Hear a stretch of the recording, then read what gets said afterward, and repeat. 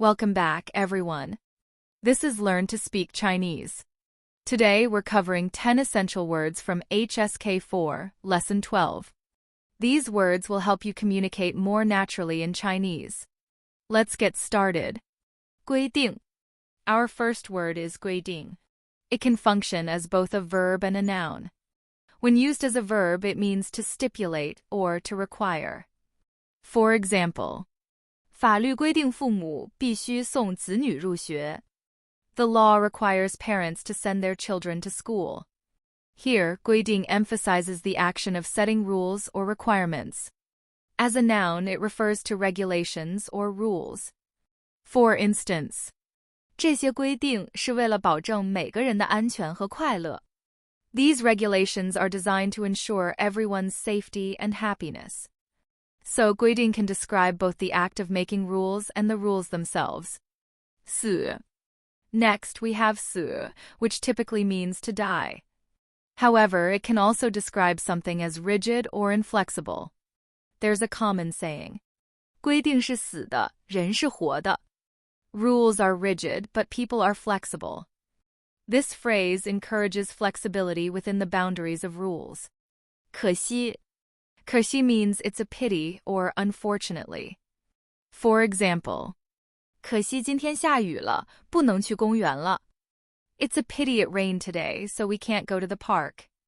Use 可惜 to express regret or disappointment about missed opportunities. 全部. 全部 means all or the whole. It emphasizes totality or completeness. For example, 我们已经检查了全部的文件. We've already checked all the documents. Whether talking about tasks, people, or items, 全部 helps stress that something includes everything. 商量. Now, let's talk about 商量, which means to discuss or to consult. This word emphasizes equal negotiation and reaching a consensus. It involves cooperation, where all parties have an equal say, and the tone is often gentle and cooperative. The goal of 商量 is to reach an agreement, usually through compromise. For example, 我们大家坐下来好好商量一下，看看有什么更好的解决办法. We should sit down and discuss to find a better solution. 领导和员工们商量了一下，决定采用新的工作方案. The leaders and employees discussed and decided to adopt the new work plan. Let's talk about 讨论, which also means to discuss or to talk about. Unlike 商量, 讨论 is often used for exchanging ideas and doesn't always require reaching an agreement. You might have different opinions or even debates in a 讨论. It can refer to both formal meetings or informal chats, where the main focus is on the exchange of ideas.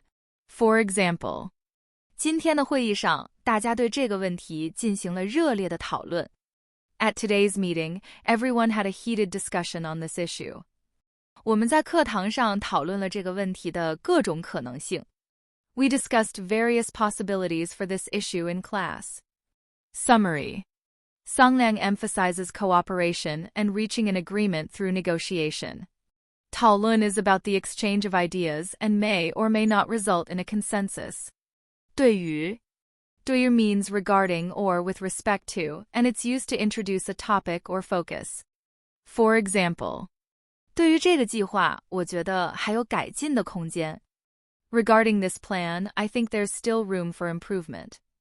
Here's another example. 对于孩子的教育，家长需要有更多的耐心. Regarding children's education, parents need to have more patience. 对于 often sets the stage for what follows, helping to clarify what you're talking about. 引起.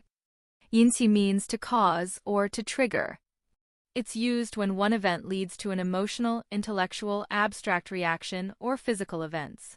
For example, 他的发言引起了大家的注意. His speech caught everyone's attention. 节约. Now, let's talk about 节约, which means to save or to conserve.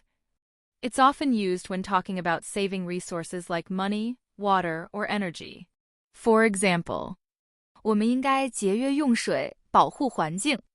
We should save water and protect the environment.